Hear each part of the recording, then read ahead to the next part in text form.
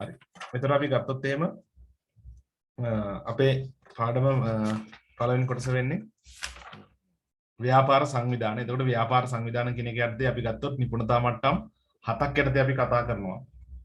ඒකේ පළවෙනි නිපුණතා මට්ටම යටතේ තමයි අපි හඳුනාගන්නේ සංවිධානයක් කියන්නේ මොකක්ද කියන කාරණේ තමයි අපි මුල්ම මාතෘකාව විදිහට අපි හඳුනාගන්නේ. හරි. එතකොට මේ කාරණේ අපි පළවෙනි පාඩමේදී සාකච්ඡා කරලා තියෙනවා. සංවිධානයක් කියන්නේ මොකක්ද කියන කාරණේ. අපි පළවෙනි පාඩමේදී කතා කරා සංවිධානයක් සහ ව්‍යාපාර සංවිධානයක් කියන්නේ මොකක්ද කියන කාරණය ගැන අපි කතා කරා.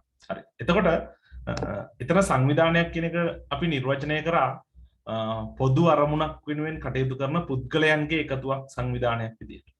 එතකොට මෙන්න මේ පොදු අරමුණක් වෙනුවෙන් කටයුතු කරන ඕනෑම දෙයක් ඕනෑම පුද්ගලයන්ගේ එකතුවකට අපිට සංවිධාන කියන්න පුළුවන්. එතකොට ව්‍යාපාර සංවිධානයක් කියලා අපි හඳුනගන්නේ මොකක්ද? මෙන්න මේ පොදුවේ තියෙන සංවිධාන අතර පොදු සංවිධාන අතර එක සංවිධාන ක්‍රමයක් තමයි ව්‍යාපාර. ඊට අමතරව ගොඩක් සංවිධාන තියෙනවා. හරිද? අපි ගත්තොත් එහෙම අපිට ගන්න පුළුවන් ව්‍යාපාර සංවිධාන තියෙනවා. ඊට අමතරව තියෙනවා පාසල් ත්‍රස්තවාදී සංවිධාන තියෙනවා. හරිද? ආගමික සංවිධාන තියෙනවා. කාන්තා සංවිධාන තියෙනවා. ඒතර මෙන්න මේ ආදී වශයෙන් විවිධාකාර වූ සංවිධාන තියෙනවා. හරිද? එතකොට මේ සංවිධාන වල තියෙන පොදු ලක්ෂණය විදිහට අපි හඳුනගන්නේ මොකක්ද? මේවා පොදු අරමුණක් තියෙනවා. ඒ වගේම ඒ අරමුණ වෙනුවෙන් කටයුතු කරන ඒකරාශී වූ පුද්ගලයන් පිරිසක් මේ තුල ඉන්නවා කියලා අපි හඳුනා ගන්නවා. හරි. එතකොට අපි මුලින්ම සංවිධානයක් කියන එකට සරල පැහැදිලි කිරීමක් ලියාගමු. සංවිධානයක් කියන එක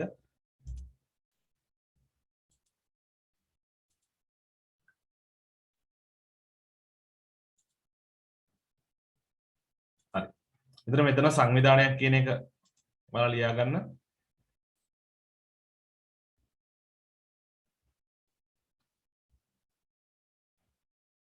හරි.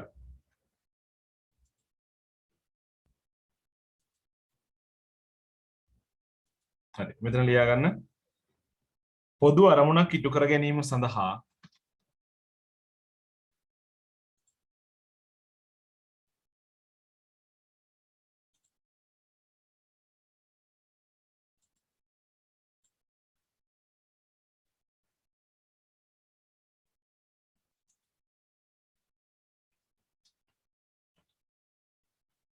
පොදු අරමුණක් ඉටු කර ගැනීම සඳහා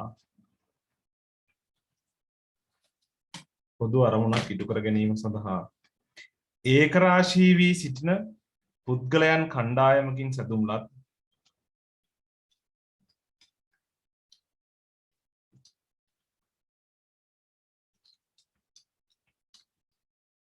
ඒකරාශී වී සිටින පුද්ගලයන් කණ්ඩායමකින් සැදුම්ලත්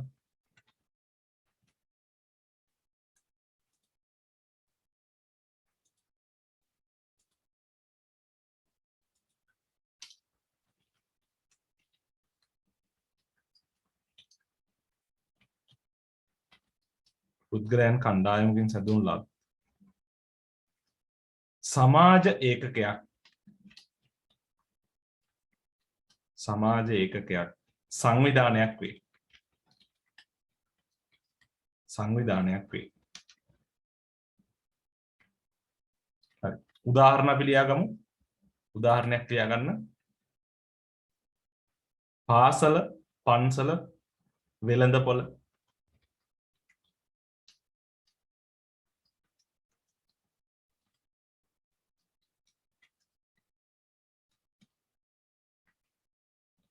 වෙළඳපොළ. හරි. ඒතර මෙන්න මේ විදිහේ අපිට හඳුනා ගන්න පුළුවන් සංවිධානයක් කියන එකට අර්ථ දැක්වීම අපිට ගන්න පුළුවන්. හරි.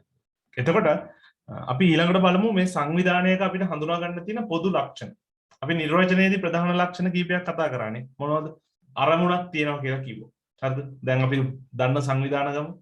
පාසල කියන සංවිධානයේ අරමුණ තමයි මොකද්ද? රටට වැඩදායි තරුණ පරම්පරාවක්. එහෙම නැත්නම් ශිෂ්‍ය ප්‍රජාවක් බිහි කිරීම පාසලක අරමුණ වෙන්න පුළුවන්. හරිද? ත්‍රස්තවාදී සංවිධානයක් අපි ගත්තොත් ISIS වගේ.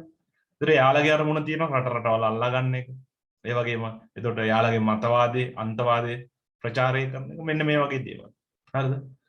ව්‍යාපාර සංවිධානයක් ගත්තොත් අන්න ව්‍යාපාර සංවිධානයකින් නිර්වචනයට එද්දී අපේ අරමුණු පටු වුණා. අරමුණු දෙකයි අපි හඳුනාගත්තේ.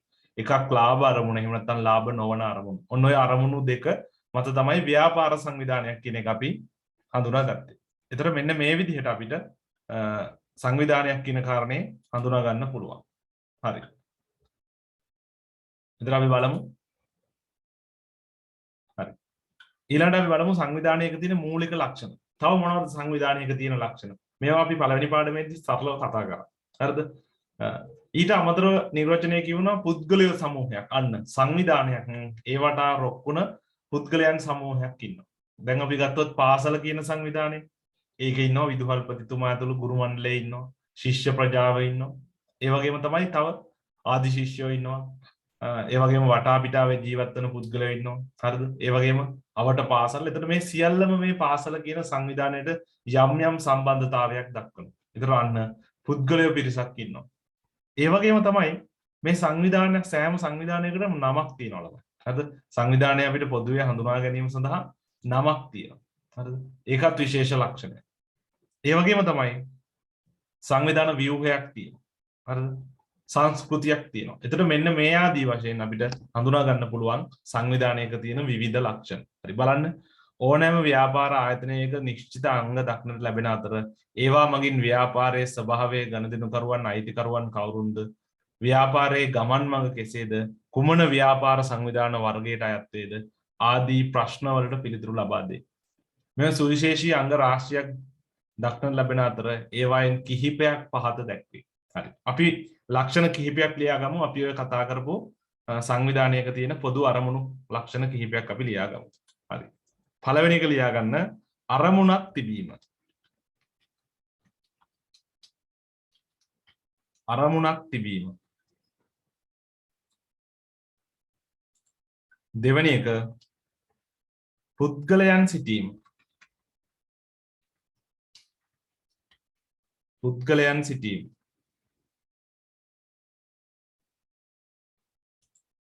පුද්ගලයන් සිටීම. තුන්වෙනි කාරණේ සංවිධාන ව්‍යුහයක් පැවතීම.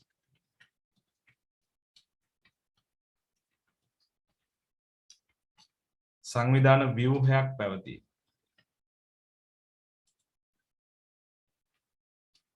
හතරවෙනි කාරණේ නමක් පැවතීම. නමක් පැවතීම.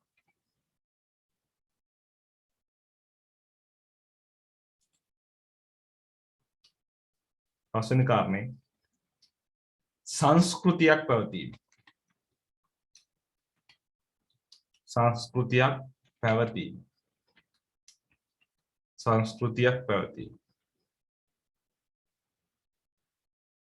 හයවෙනි ලක්ෂණය ක්‍රියාපටිපාටි පැවතීම.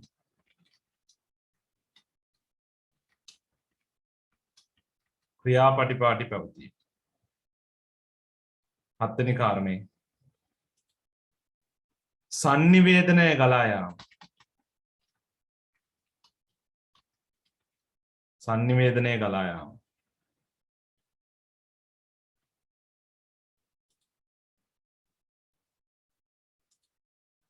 අටවෙනි කාරණේ වාර්තා කිරීමේ පද්ධතියක් පැවතීම.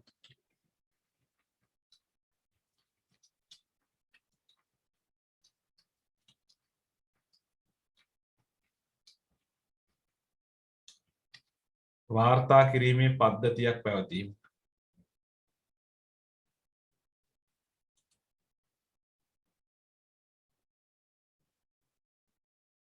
නවවෙනි කාරණේ ඊළඟ පිටුවේ තියෙනවා ලියා ගන්න.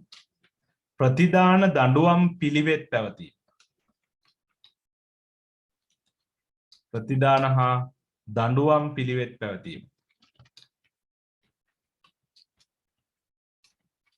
ප්‍රතිදාන හා දඬුවම් පිළිවෙත් පැවතීම. 10 වෙනි කාරණේ අන්තර් සම්බන්ධතාවයක් පැවතීම.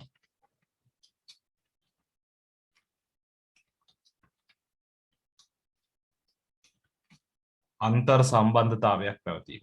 හරි. ඒතර මෙන්න මේ වගේ ලක්ෂණ අපි පොදුවේ සංවිධානයක හඳුනා ගන්නවා. හරිද? සංවිධානයක් කියපුවම අපිට මේ ඕනෑම සංවිධානයක් හඳුනා ගන්න පුළුවන්. අර මම හෝල් ක්ලාස් එකේදී ළමයිගෙන් අහනකොට යාලා කියපු උදාහරණ තමයි ඔය විවිධ සංවිධාන කිව්වා. හරිද? කාන්තා සංවිධාන කිව්වා, ත්‍රස්තවාදී සංවිධාන කිව්වා, පාසල, පන්සල. ඒතර මේ සියල්ල සංවිධාන. එතකොට මේවා එකින් එක ඔයාලා කල්පනා කරලා බලන්න. මෙන්න මේ කියන ලක්ෂණ මේවේ තියෙනවද කියලා. අරමුණක් තියෙනවද? ඒකේ පුද්ගලයෝ ඉන්නවද? සංවිධාන ව්‍යුහයක් තියෙනවද? නමක් තියෙනවද? මේ සියලුම දේවල් අපිට මේ සෑම සංවිධානයකම හඳුනා ගන්න පුළුවන්. හරි. එතකොට ඔන්න ඔය කාරණා අපි හඳුනා ගන්නවා මොනවා විදිහටද? සංවිධානයක අපිට දක්නට ලැබෙන මූලික ලක්ෂණ විදිහට. හරි. අපි බලමු ඊළඟ මාතෘකාව. මේකත් අපි කතා කරලා තියෙන්නේ. පළවෙනි පාඩමේදී මේ කොටසත් අපි කතා කරපු කාරණයක්. ව්‍යාපාර සංවිධාන අර්ථ දැක්වීම. අන්න සංවිධානය යටතේ තියෙන තවත් එක් උපක්‍රමයක් තමයි අපි ව්‍යාපාර සංවිධාන විදිහට හඳුනාගන්නේ. හරි. ව්‍යාපාර සංවිධානයක් කියන්නේ මොකක්ද? හරිද? ඒ වගේම මේක සංවිධානයකින් වෙනස් වෙන්නේ කොහොමද? හරිද? අපි ගත්තොත් එහෙම අපි කිව්වා සංවිධානයක විවිධ අරමුණු තියෙනවානේ. විවිධ සංවිධානවල විවිධ අරමුණු. හැබැයි ව්‍යාපාර සංවිධානයක් කියනකොට අපි හඳුනා ගන්න ප්‍රධානම වෙනස්කම තමයි මේකේ තියෙන්නේ අරමුණ පටු අරමුණක් තියෙන්නේ. මොකක්ද? ලාභ අරමුණ හෝ ලාභ නොවන අරමුණ. හරිද? ඒතර ඔන්න ඔය කාරණෙන් තමයි අපි නිර්වචනය වෙන් කරලා හඳුනාගන්නේ ව්‍යාපාර සංවිධානයක් කියන එක. හරිද? අපි පළවෙනි පාඩමේදී මේ සඳහා වෙනම නිර්වචනයක් කතා කරා. හරිද? ව්‍යාපාරයක් කියන්නේ මිනිස් අවශ්‍යතා හා වුමනා තෘප්තිමත් කරන ඕනෑම කටයුත්තක්. හරිද? ලාභ අරමුණින් වෙන්නත් පුළුවන්, ලාභ නොවන අරමුණින් වෙන්නත් පුළුවන්. හරි. එතකොට මෙන්න මේ විදිහට ව්‍යාපාර සංවිධානයක් කියන එක අපිට සංවිධානයකින් වෙන් කරලා එහෙමත් නැත්නම් සංවිධානය කියන ප්‍රධාන සංරචකයේ තුල තියෙන උපකාරණයක් විදිහට අපිට ව්‍යාපාර සංවිධානය කියන එක අපිට හඳුනා ගන්න පුළුවන්. හරි. අපි ව්‍යාපාර සංවිධානයක් කියන එකට කෙටි අර්ථකථනයක් ලියාගමු.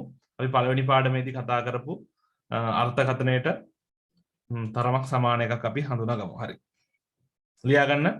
ව්‍යාපාර සංවිධාන අර්ථ දැක්වීම කියන කාරණය අර්ථේ ලාභ ඉපයීම හෝ සමාජ සුබ සාධනය අරමුණු කරගෙන. ලාභ ඉපයීම හෝ සමාජ සුබ සාධනය අරමුණු කරගෙන.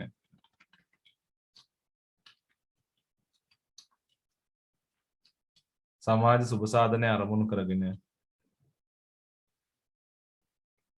භාණ්ඩ හා සේවා නිෂ්පාදනය කිරීම.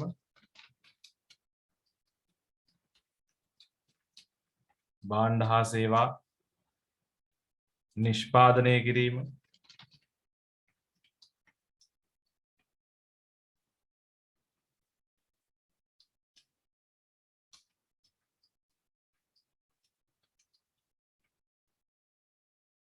බෙදා හැරීම හා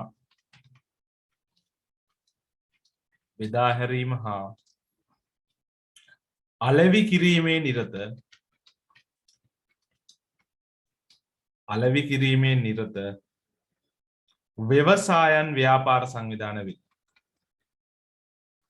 ව්‍යවසායන් ව්‍යාපාර සංවිධාන වේ. ව්‍යවසායන් ව්‍යාපාර සංවිධාන වේ. හරි. බලන්න එතකොට මෙන්න මේ විදිහට අපිට ව්‍යාපාර සංවිධානයක් කියන එක සරලව පැහැදිලි කරන්න පුළුවන්. හරි. එතකොට අපි මෙතනින් එහාට මේ පාඩමේ මෙතනින් එහාට අපි කතා කරගෙන යන්නේ මෙන්න මේ ව්‍යාපාර සංවිධාන. අපේ පාඩමට පිවිසෙන්නේ මෙන්න මෙතනින්. ව්‍යාපාර සංවිධානයක් කියන කාරණේ. හරි. අපි බලාගෙන යමු. එකිනෙක මාතෘකා ගැන අපි වෙන වෙනම කතා කරමු. බලන්න පළවෙනි කාරණේ ව්‍යාපාර සංවිධාන වර්ග. හරි. අපි හඳුනා ගන්න ව්‍යාපාර සංවිධාන වර්ග. මේකත් පළවෙනි පාඩමට සම්බන්ධයි. අපි ව්‍යාපාර සංවිධාන වර්ග කරා විවිධ පදනම් යටතේ. මතක් කරලා බලන්න. අපි මුලින්ම වර්ග කරා ව්‍යාපාර ස්වභාවය අනුව අපි වර්ග කරා. කොහොමද වර්ග කරේ? ප්‍රාථමික, ද්විතීයික, තෘතීයික විදිහට වර්ග කරා. ඒ වගේම නිෂ්පාදන අංශය අනුව අපි වර්ග කරා. කොහොමද වර්ග කරේ? කෘෂි, කාර්මික, සේවා. ඒ වගේම අපි පරිමාණය අනුව වර්ග කරා. කොහොමද? සුළු පරිමාණ, මධ්‍ය පරිමාණ, මහා පරිමාණ. ඒ වගේම තමයි අපි වර්ග කරා තව ගත්තොත් එහෙම භූගෝලීය ව්‍යාප්තිය අනුව දේශීය ව්‍යාපාර සහ විදේශීය ව්‍යාපාර. අන්න බලන්න. එතකොට මේ විවිධ පදනම් යටතේ අපි ව්‍යාපාර කියන කාරණේ වර්ග කරා. හරි. එතකොට අපි මෙතෙන්දී කතා කරන්නේ මේ ව්‍යාපාර වර්ගීකරණේ අපි හඳුනාගත් ප්‍රධානම සංරචකය මොකක්ද? හිමිකාරීත්වය මත ව්‍යාපාර වර්ගීකරණය. හරිද? අපි හිමිකාරීත්වය අනුව කොහොමද ව්‍යාපාර වර්ග කරේ? අපි හඳුනාගත්තා පෞද්ගලික අංශයේ ව්‍යාපාර සංවිධාන සහ පොදු අංශයේ ව්‍යාපාර සංවිධාන විදියට. හරි. එතකොට මෙන්න මේ පාඩමේදී අපි ප්‍රධාන වශයෙන්ම කතා කරන්නේ මෙන්න මේ සංරචකය. පෞද්ගලික අංශයේ ව්‍යාපාර සංවිධාන සහ පොදු අංශයේ ව්‍යාපාර සංවිධාන කියන කාරණේ. හරි. බලන්න ව්‍යාපාර සංවිධාන විවිධ අයුරින් වර්ග කළ හැකිය. හිමිකාරීත්වය අනුව ව්‍යාපාර ස්වභාවය අනුව ජාතික පදනම අනුව ආදී ලෙස වර්ග කර දැක්වුවද ප්‍රධාන වශයෙන් සලකා බලනුයේ හිමිකාරීත්වය අනුව වර්ගීකරණය පමණි. හරි. අන්න ඒක highlight කරන්න.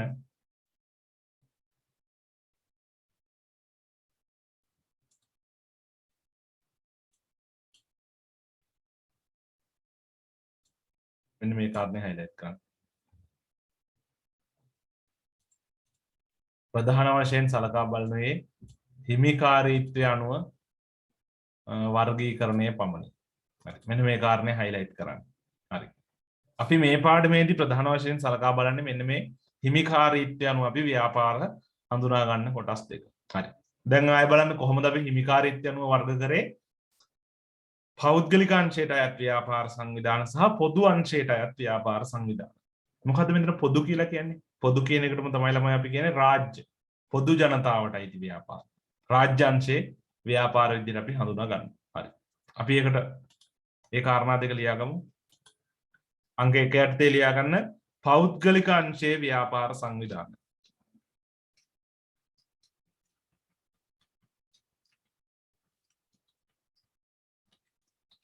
පෞද්ගලික අංශයේ ව්‍යාපාර සංවිධාන.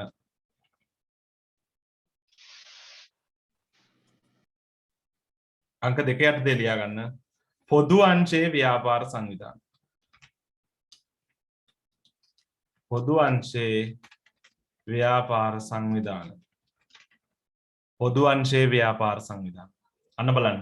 ඒතර මෙන්න මේ කියන ආකාර දෙකට අපිට හඳුනා ගන්න පුළුවන් ව්‍යාපාර සංවිධාන වර්ග. හරිද? මේ අපි වර්ග කරේ කොහොමද? හිමිකාරීත්වය අනුව ව්‍යාපාර සංවිධාන වර්ග කිරීම. හරි. අපි ඊළඟට බලමු මේ කියන එක පැහැදිලි කිරීම. පෞද්ගලික අංශයේ ව්‍යාපාර සංවිධාන. හරි. මොකද මේ පෞද්ගලික අංශයේ ව්‍යාපාර සංවිධාන කියලා කියන්නේ?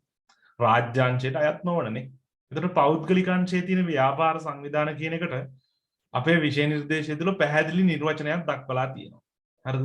එතකොට පෞද්ගලික අංශයේ ව්‍යාපාර සංවිධාන විදිහට අපිට හඳුනා ගන්න පුළුවන් තනි පුද්ගල ව්‍යාපාර, හවුල් ව්‍යාපාර, සමාගම්, ඒ වගේම සමූපාකාර, වරලත් ව්‍යාපාර. එතකොට මෙන්න මේ වගේ ව්‍යාපාර ශ්‍රේෂ්ඨ ගැන තමයි අපි ඊළඟට කතා කරන්නේ.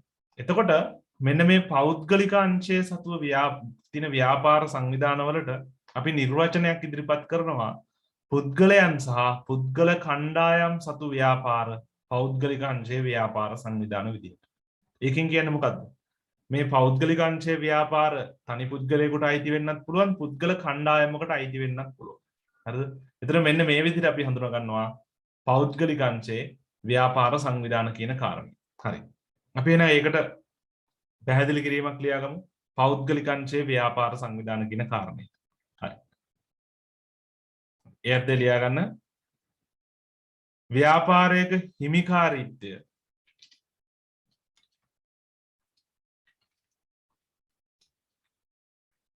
ව්‍යාපාරයක හිමිකාරීත්වය පුද්ගලයෙකු හෝ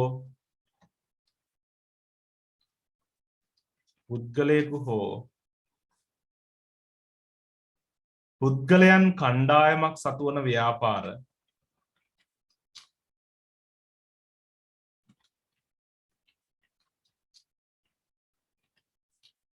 පුද්ගලයන් කණ්ඩායමක් සතුවන ව්‍යාපාර පුද්ගලයන් කණ්ඩායමක් සතුවන ව්‍යාපාර පුද්ගලික අංශයේ ව්‍යාපාර පෞද්ගලික අංශයේ ව්‍යාපාර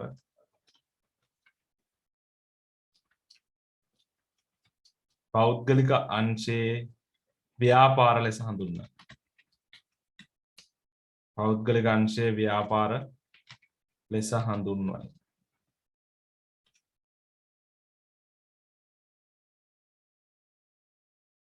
බොහෝ විට මේවා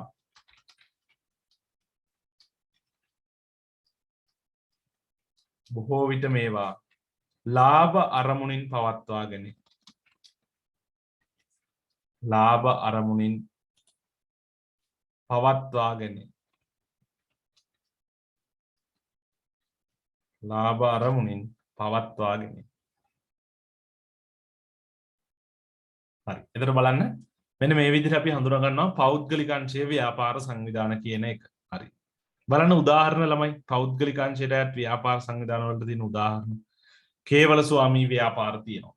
හරිද? හවුල් ව්‍යාපාර තියෙනවා. සංස්ථාපිත සමාගම් තියෙනවා. සමූපාකාර තියෙනවා. සමිති සංවිධාන තියෙනවා. ඔය අපි දකින ළමා සමාජ, කාන්තා සංවිධාන, ක්‍රීඩා සංවිධාන මෙන්න මේ වගේ දේවල්. හරිද? ඒ වගේම විශේෂිත ව්‍යාපාර කියලා අපි ඒ අර්ථයේ කාණ්ඩ තුනක් හඳුනා ගන්නවා.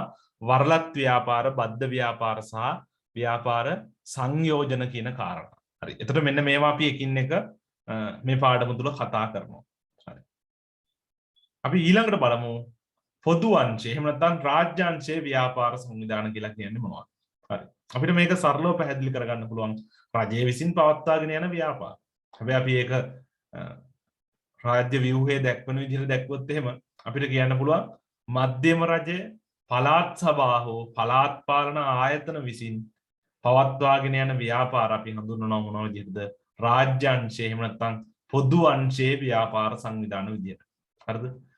උදාහරණ විදිහට අපිට ගන්න පුළුවන් රාජ්‍ය සංස්ථා අපිට ගන්න පුළුවන්. ඒ වගේම රාජ්‍ය දෙපාර්තමේන්තු අපිට ගන්න පුළුවන්. ඒ වගේම තමයි රජය යටතේ යම් යම් සමාගම් තියෙනවා. රාජ්‍ය සමාගම්. ඒ වගේම තමයි පළාත් සභා එහෙම නැත්නම් මේ පළාත් සභාව යටතේ යම් යම් ව්‍යාපාර තියෙනවා. ඒ වගේම පළාත් පාලන ආයතන යටතේ තියෙනවා. එතකොට මෙන්න මේ විදිහට අපිට හඳුනා ගන්න පුළුවන්. රාජ්‍ය පරිපාලන ව්‍යුහය ළමයි අපි තුන්වෙනි පාඩමේදී කතා කරා. රජය හා ව්‍යාපාර පාඩමේදී අපි කතා කරා රජයේ බලපෑම කොහොමද ළමයි අපි එනවා කිව්වේ මධ්‍යම රජය, පළාත් සභා සහ පළාත් පාලන ආයතන කියන මෙන්න මේ ව්‍යුහයන් තුන හරහාම රාජ්‍යංශයේ බලපෑම ව්‍යාපාර වලට තියෙනවා කියලා අපි තුන්වෙනි පාඩමේදී කතා කරා. හරි. එතකොට ඒ දැනුමත් මේ පාඩමේදී අවශ්‍ය වෙනවා. හරි. එතකොට බලන්න මෙතන නිර්වචනය ළමයි පොදු අංශයේ ව්‍යාපාර කියන එකට දීලා තියෙන්නේ. රජයේ හෝ පළාත් සභා හෝ පළාත් පාලන ආයතනයන් විසින් පවත්වාගෙන යන හා පාලනය කරන සියලුම ව්‍යාපාර රාජ්‍ය අංශයේ නැතහොත් පොදු අංශයේ ව්‍යාපාර ලෙස සැලකේ. රජය මගින් ව්‍යාපාර පවත්වාගෙන යනු ලබන්නේ පොදු අවශ්‍යතා හා සුබ සිද්ධිය උදෙසාය. අන්න බලන්න ළමයි. රජයේ ප්‍රධාන වශයෙන්ම ව්‍යාපාර කරගෙන යන්නේ ලාභ අරමුණින් නෙමෙයි. මොකද්ද? පොදු සුබ සාධන. එහෙම නැත්නම් පොදු මහජනතාවගේ සුබ සිද්ධිය උදෙසා තමයි රජය මෙන්න මේ කියන ව්‍යාපාර වලට අවතීර්ණ වෙලා තියෙන්නේ. හරි. එතකොට ඒ නිර්වචනයත් මතක තියාගන්න. හරි. අපි ඊළඟට බලමු රාජ්‍යාංශයට අයත් ව්‍යාපාර සංවිධාන වර්ග. හරි. අපි උදාහරණ කීපයක් ලියාගමු ළමයි කතා කරපුවා. අංක 1 ලියා ගන්න. රාජ්‍ය දෙපාර්තමේන්තු.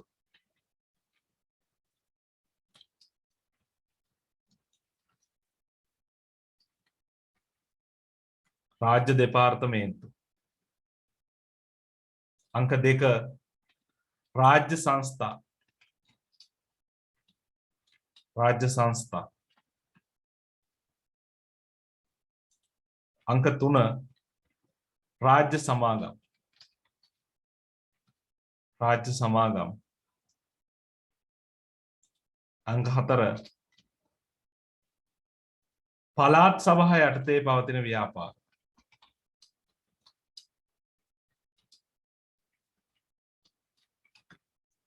පළාත් සභා යටතේ පවතින ව්‍යාපාර. අංක 5 පළාත් පාලන ආයතන යටතේ පවතින ව්‍යාපාර.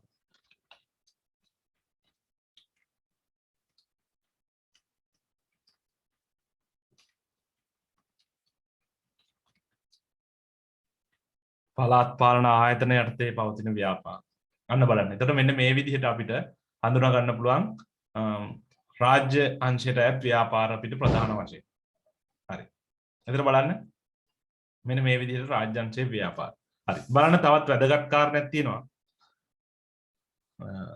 public private partnership. හරි. මෙන්න මෙහෙමත් ව්‍යාපාර සංවිධාන තියෙනවා. මේක රාජ්‍ය අංශයටත් අයිති නෑ පෞද්ගලික අංශයට. එහෙම නැත්නම් මේ අංශ දෙකේ එකතුවේ රජය සහ පෞද්ගලික අංශයේ එකතුවෙන් පවත්වාගෙන යන ව්‍යාපාර. උදාහරණයක් තමයි ළමයි ශ්‍රී ලංකා ටෙලිකොම් කියන්නේ. මේක රාජ්‍ය අංශයේ රාජ්‍ය සංස්ථාවක් විදිහට පැවති ආයතනයක් සමාගමක් බවට පත් කරලා වැඩි කොටස් ප්‍රමාණයක් රජයේ සතුව තබාගෙන කළමනාකාරීත්වය පෞද්ගලික අංශයට පැවරුවා. අතරම මේක ක්‍රියාත්මක කරේ ළමයි මේක අකාර්යක්ෂමතාවය අඩු කිරීම සඳහා. එතකොට වර්තමානයේ යම් යම් ව්‍යාපාර මෙන්න මේ විදිහට පවතිනවා. රජය සහ පෞද්ගලික අංශය කියන අංශ දෙකම සහභාගීත්වයෙන් පවත්වාගෙන යනවා. එතකොට මේකත් පැහැදිලි ව්‍යාපාර සංවිධාන ක්‍රමයක්. මේකෙත් විවිධ ප්‍රතිලාභ අපිට ලබා ගන්න පුළුවන් අකාර්යක්ෂමතාවය වගේ දේවල් අඩු වෙලා තියෙනවා. හරි. එතකොට බලන්න ඔන්න ඔය විදිහට අපි රාජ්‍ය අංශය එහෙම නැත්නම් පොදු අංශයේ ව්‍යාපාර සංවිධාන හඳුනා ගත්තා.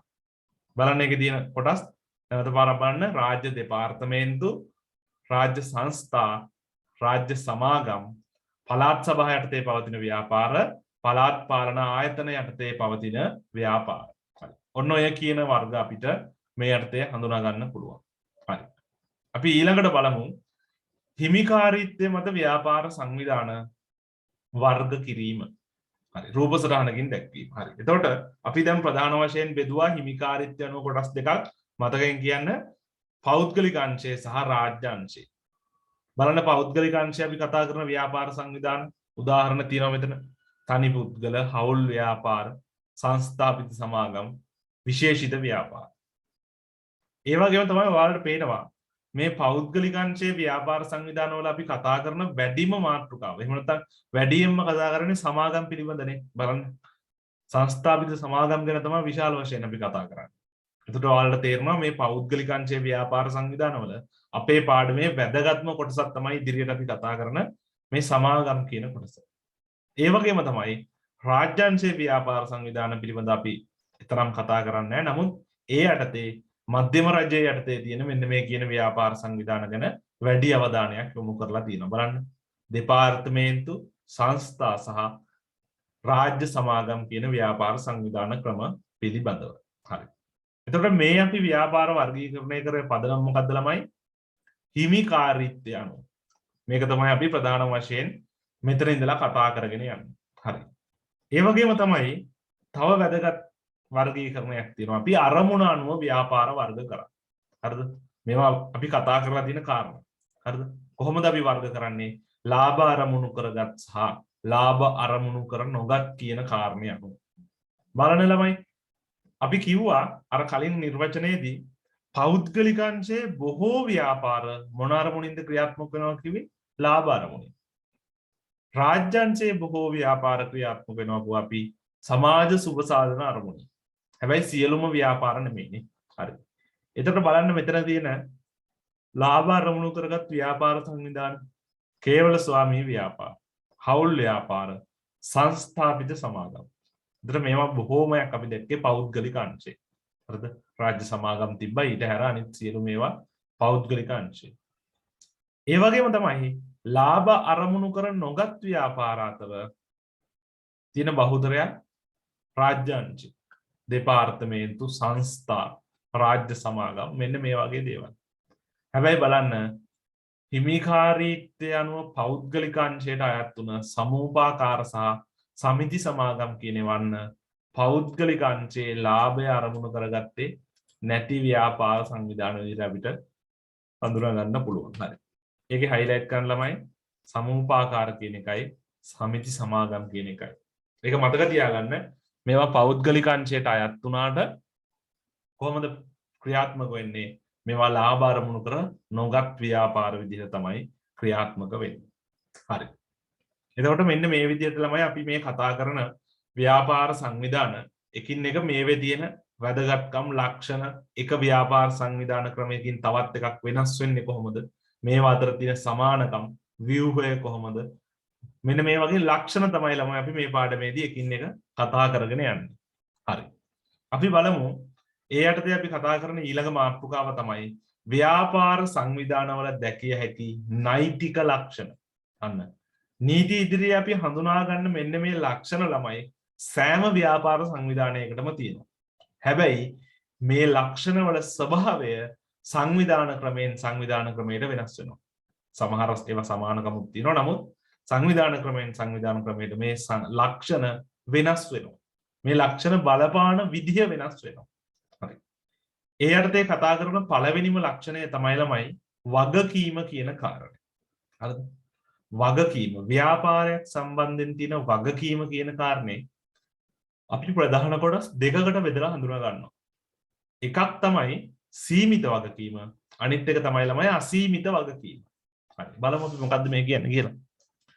සාමාන්‍යයෙන් අපි ව්‍යාපාරයක් ආරම්භ කරගෙන යද්දි ළමයි අපි ව්‍යාපාරය වෙනුවෙන් විවිධ වත්කම් මිලදී ගන්නවා.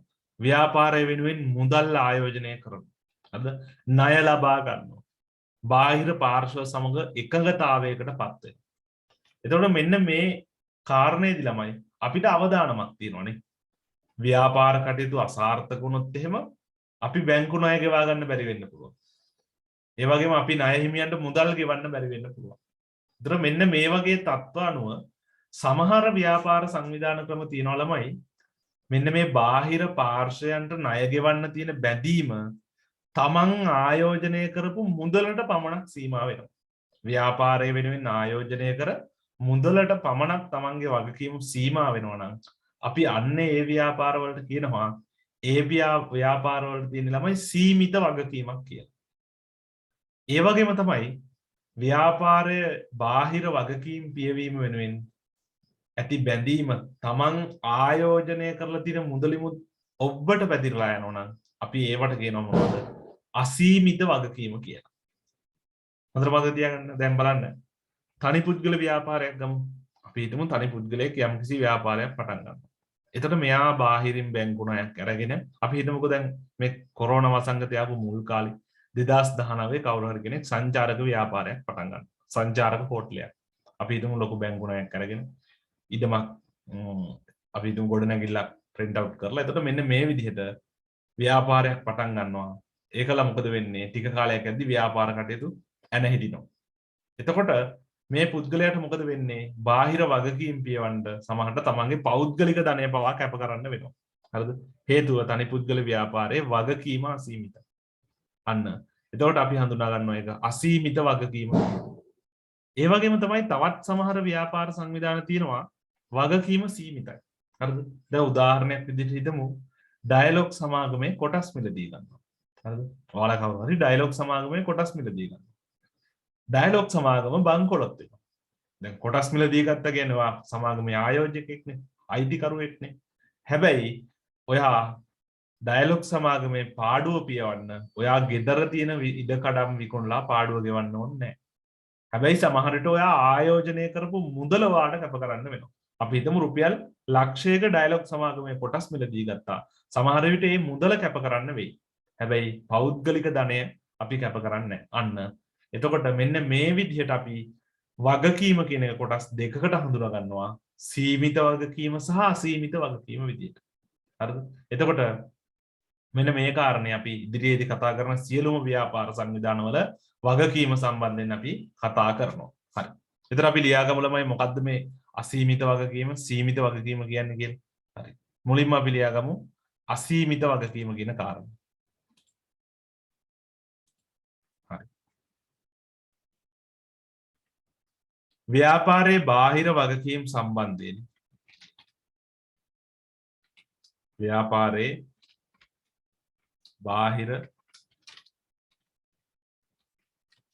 බාහිර වගකීම් සම්බන්ධයෙන්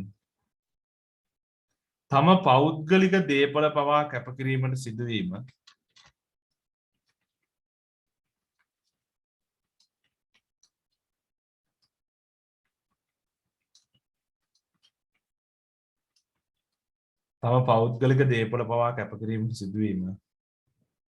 අසීමිත වගකීම වේ.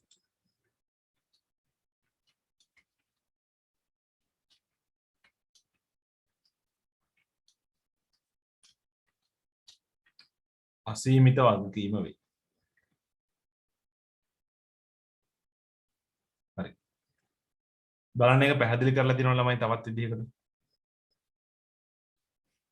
එනම් අයිතිකරුගේ අවදානම ආයෝජනය කළ මුදලට පමණක් නොව ඔහුගේ පෞද්ගලික වත්කමටද පැතිරීමයි. අන්න බලන්න. ආයෝජනය කර මුදලට විතරක් නෙමෙයි. අපි අර කතා කරන තනි පුද්ගල හවුල් ව්‍යාපාරවල ළමයි එහෙමයි. හරිද? අපි ව්‍යාපාරේ පටන්ගෙන ව්‍යාපාරේ පාඩු ලැබුවොත් බාහිර වගකීම් පියවන්න උනොත් අපේ පෞද්ගලික දේපල පවා අපි කැප කරලා මොනවද කරන්න ඕන? මේ ණය ගෙවන්න ඕන. ඒක නිසා අපි කියනවා මේ අසීමිත වගකීමක් තියෙනවා කියලා. හරි. උදාහරණ දෙයක් ලියාගමු මේ අසීමිත වගකීම තියෙන ව්‍යාපාර සංවිධාන වලට. හරි. පළවෙනි එක ලියා ගන්න ළමයි.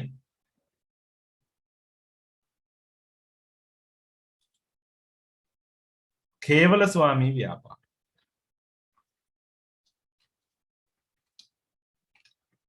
කේවල ස්වාමී ව්‍යාපාර.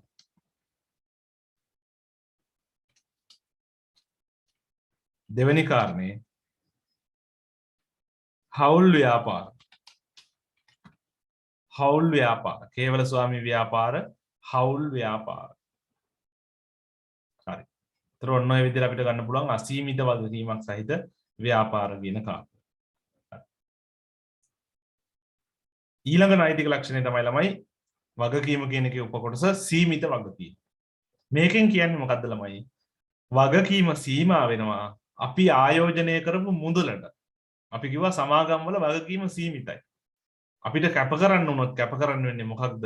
මෙන්න මේ සමාගම වෙනුවෙන් ආයෝජනය කරපු මුදල පමණයි. එතකොට මෙන්න මේ වගේ බාහිර වගකීම් පියවීමට අපේ පෞද්ගලික දේපල කැප කරන්න අවශ්‍ය නැත්නම් අපි ඒකට මොකද්ද කියන්නේ? සීමිත වගකීම කියලා අපි කියනවා. හරි බලන්න. ව්‍යාපාරයේ බාහිර වගකීම් සම්බන්ධයෙන් අයිතිකරුගේ මූල්‍ය බැඳීම ඔවුන් ව්‍යාපාරයට ආයෝජනය කර මුදලින් ඔබට පැතිර නොයාම සීමිත වගකීමයි. අන්න මේ කාරණේ හයිලයිට් කරන්න ළමයි.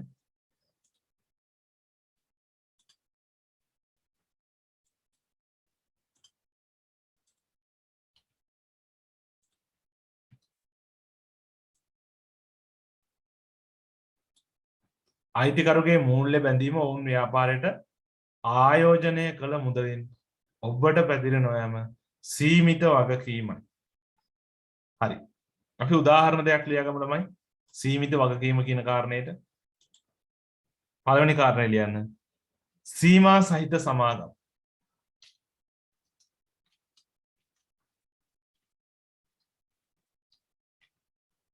සීමා සහිත සමාගම්. අපිට උදාහරණයක් විතර ගන්න පුළුවන්. ඒ වගේම තමයි සමූපාකාර. සමූපාකාර. හරි. ඒතර මෙන්න මේ විදිහට අපිට ගන්න පුළුවන් සීමිත වගකීමක් තියෙන ව්‍යාපාර වලට උදාහරණ විදිහට. හරි. ඊළඟ නෛතික ලක්ෂණය තමයි ළමයි අපි ව්‍යාපාරයක් ගැන ව්‍යාපාර සංවිධාන ගැන කතා කරන ඊළඟ නෛතික ලක්ෂණය තමයි නෛතික පුද්ගල භාවය. හරි. මොකද්ද ළමයි මේ නෛතික පුද්ගල භාවය කියලා කියන්නේ? නෛතික පුද්ගල භාවය. legal personality. මේකෙන් කියන්නේ ළමයි අධිකරණයේ ඉදිරියේ පුද්ගලයෙක් විදිහට පිළිගන්නවා කියන කාරණය. හරිද? දැන් ඔයා අධිකරණයට ගියොත් අධිකරණය පිළිගන්නවා ඔයා පුද්ගලයෙක්. ඔයාගේ නමින් ඔයාට කටයුතු කරන්න පුළුවන්. හරිද? ඔයාගේ නමින් ඔයාට නඩු දාන්න පුළුවන්. තව කෙනෙකුට නඩු පවරන්න පුළුවන්. අධිකරණය පිළිගන්නවා පුද්ගලයෙක්. හැබැයි ව්‍යාපාරයක් අධිකරණය පිළිගන්නවද පුද්ගලයෙක් කියලා? අන්න මේ කාරණයට තමයි නීතිමය පුද්ගලභාවය. එහෙම නැත්නම් නෛතික පුද්ගලභාවය කියලා කියන්නේ. ඒකෙත් ළමයි සමහර ව්‍යාපාර සංවිධාන ක්‍රම. එහෙම නැත්නම් සමහර සංවිධාන ක්‍රමයටදී බිහි වුණ ව්‍යාපාර අධිකරණය පිළිගන්නවා නීතිය ඉදිරියේ පුද්ගලයෙක් විදිහට. එතකොට පුද්ගලයෙකුට තියෙන වරප්‍රසාදයේ ආයතනයට තියෙනවා. තවත් සමහර ව්‍යාපාර තියෙනවා ළමයි. මේවා අධිකරණය පිළිගන්නේ නැහැ පුද්ගලයෙක් කියලා. හොඳම උදාහරණය තමයි තනි පුද්ගල ව්‍යාපාර. තනි පුද්ගල ව්‍යාපාරයකට නෛතික පුද්ගල භාවයක් නැහැ. ඒක නිසා අධිකරණය පිළිගන්නේ නැහැ තනි පුද්ගල ව්‍යාපාරය පුද්ගලයෙක් විදිහට. එතකොට අපි හිතමු තනි පුද්ගල ව්‍යාපාරිකයෙකුට නඩුවක් පැවරුණා කියලා. එහෙනම් අධිකරණය ඉදිරියේ කොහොමද කටයුතු කරන්නේ? අයිතිකරුගේ නමින් තමයි කටයුතු කරන්න වෙන්නේ. අධිකරණය ඉදිරියේ ව්‍යාපාරය නමින් කටයුතු කරන්න බෑ. හේතුව නෛතික පුද්ගල භාවයක් නැහැ. හැබැයි අපි හිතමු අපි සමාගමකට නඩු පවරනවා කියලා. අපි ඩයලොග් සමාගමකට නඩුවක් පවරනවා. අන්න සමාගමකට නෛතික පුද්ගල භාවයක් තියෙනවා. එහෙනම් අපිට මොකක්ද? අධිකරණයේ සමාගමේ නමට නඩු පවරන්න පුළුවන්. හරිද? එතකොට මෙන්න මේ කාරණේ තමයි අපි හඳුනාගන්නේ මොකක් විදිහටද? නෛතික පුද්ගල භාවයේ විදිහට. හරි. අපි ඒකත් පැහැදිලි කරලා ලියාගමු. නෛතික පුද්ගල භාවය කියන කාරණේ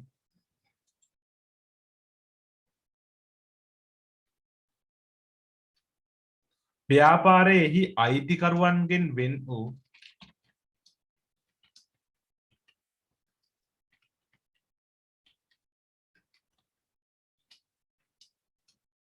අයිතිකරුවන්ගෙන් වෙන් වූ නීතිමය ඒකකයක් වීමයි.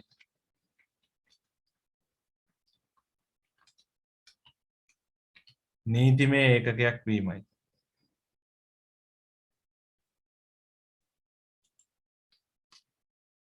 එනම්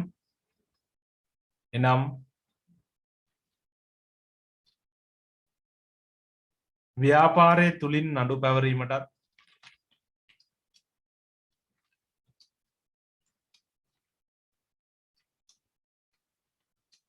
ව්‍යාපාරයේ තුලින් නඩු පැවරීමටත්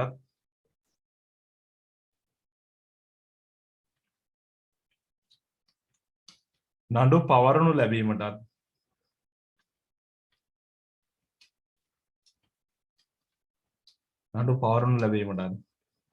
ඇති හැකියාවයි.